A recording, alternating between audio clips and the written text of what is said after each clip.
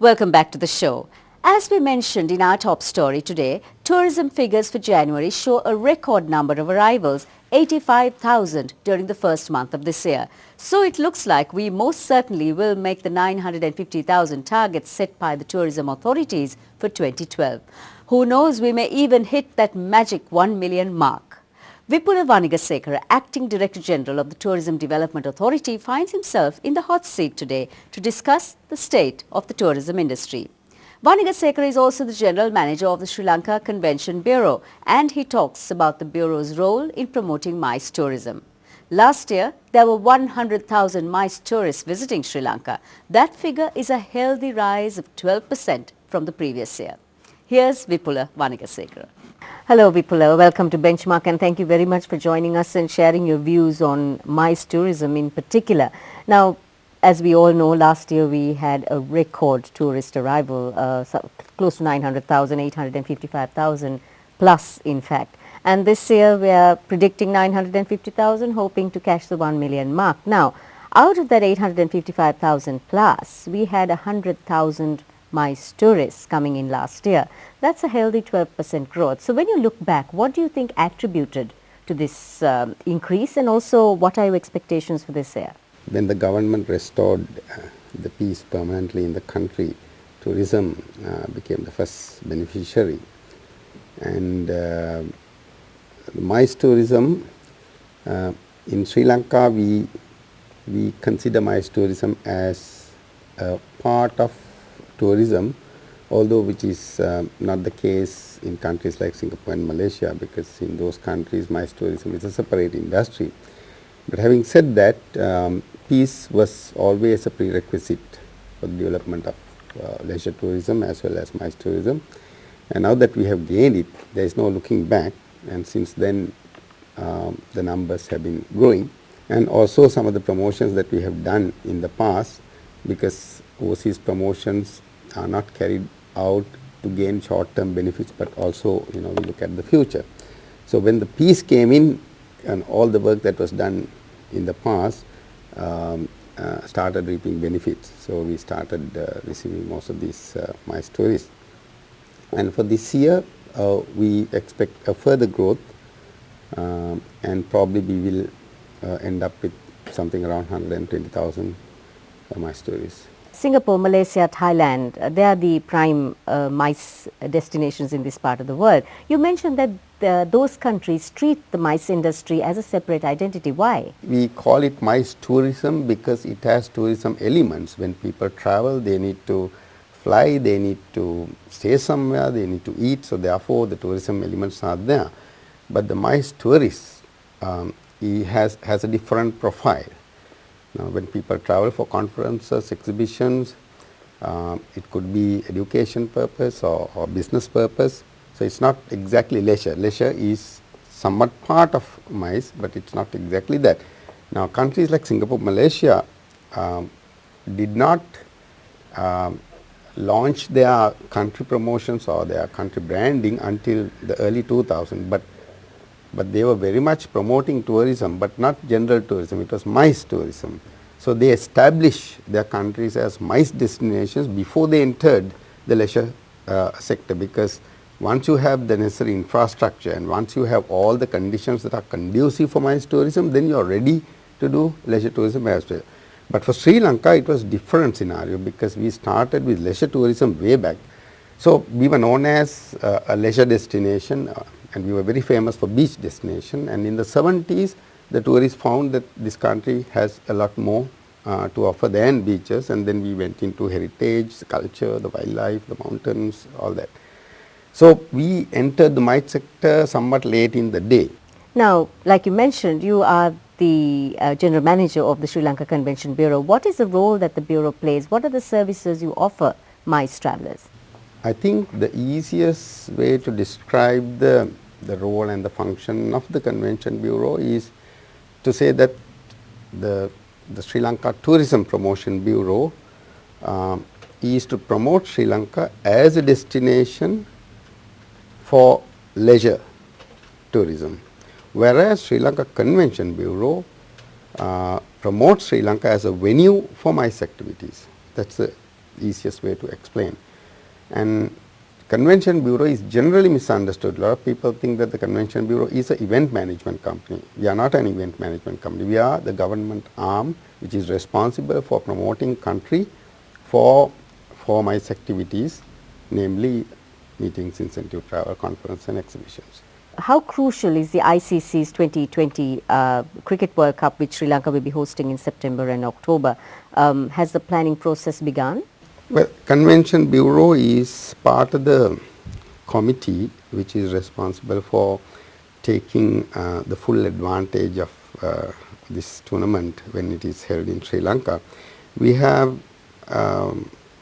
Sri Lanka Tourism Promotion Bureau is very much involved in this T20 games, and we have taken every possible steps to ensure that Sri Lanka is publicized and promoted during this tournament. And as you know, this is telecast over so many countries, and then this is a good opportunity for us to showcase not only Sri Lanka as a destination but also as a venue. So we'll get an opportunity of projecting, the developments and what is happening in Sri Lanka. So we have so many tactics, to make use of this event to showcase Sri Lanka. It's time for some commercials now. When we return, we have more insights from Vipula Vanigasekara.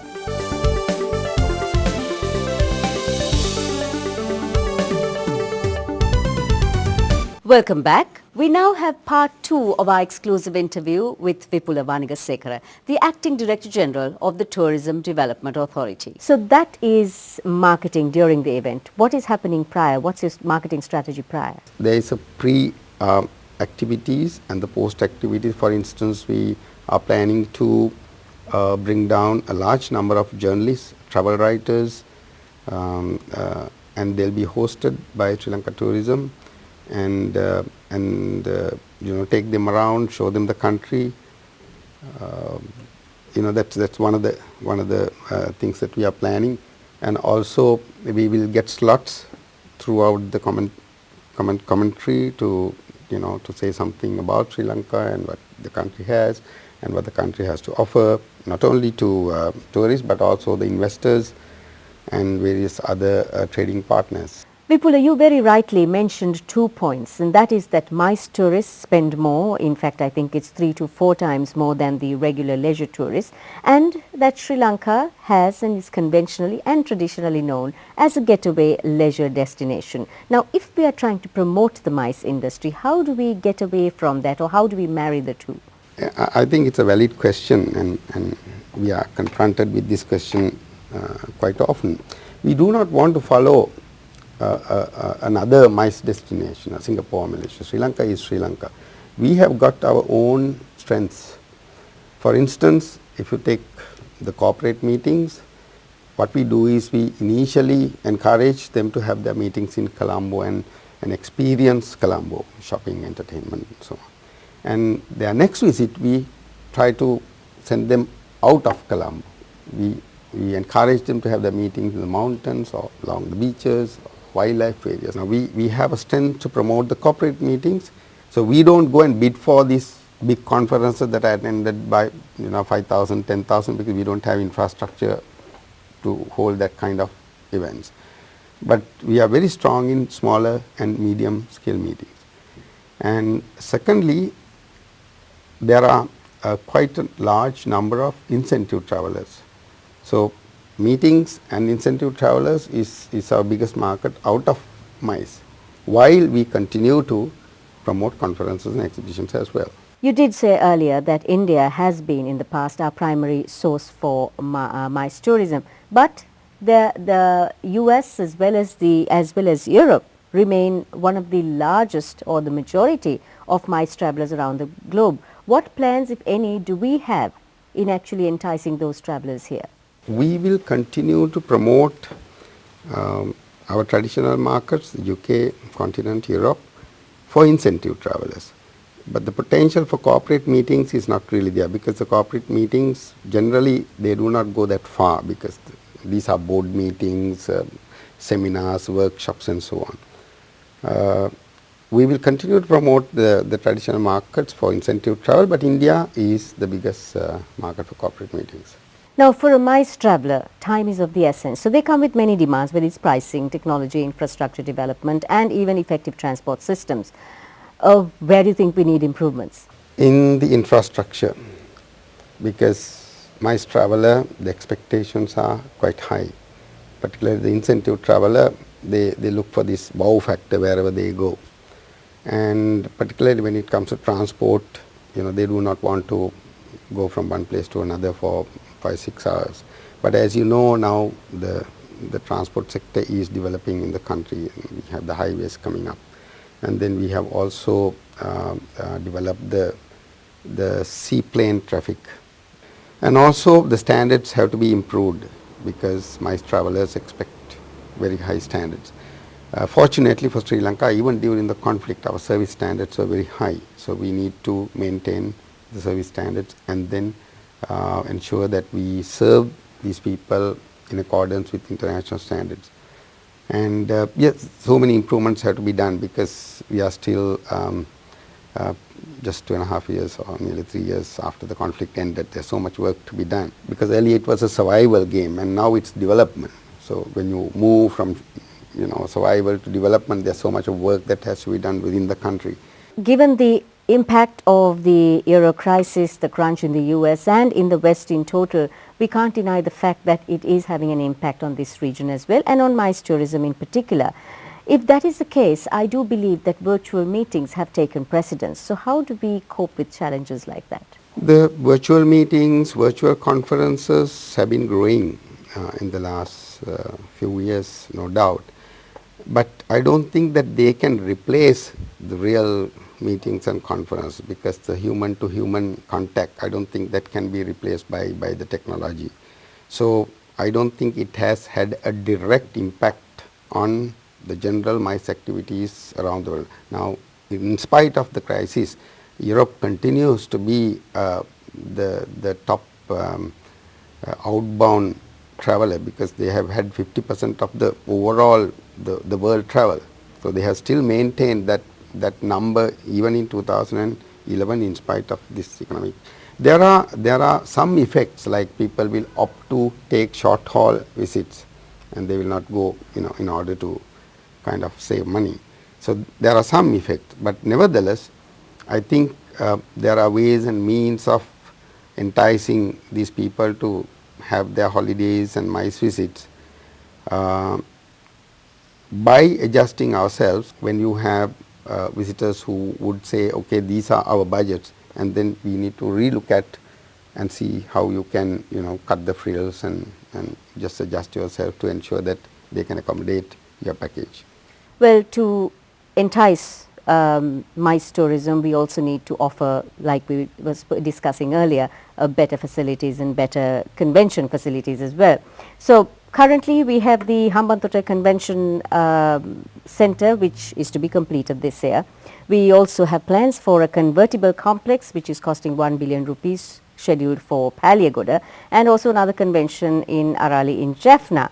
Now, are these projects underway? Where do we stand at the moment? What the country is lacking, which everyone admits, is a large convertible, multi-purpose convention center. Now, if you look at a place like Singexpo in Singapore, which has 110,000 square meters and which is convertible, and you have this 10,000 square meters, so you could have anything there, from a wedding to a conference to an exhibition to even an air show. So this is a facility that Sri Lanka is lacking at the moment, and the government has been looking for a suitable land. As you know, land is so precious, and the location is a key factor when you talk about that kind of a center. So hopefully, yes, we have seen Hambantota is definitely coming up, and I think our last visit they are doing the finishing touches, and that's certainly one center that will attract more.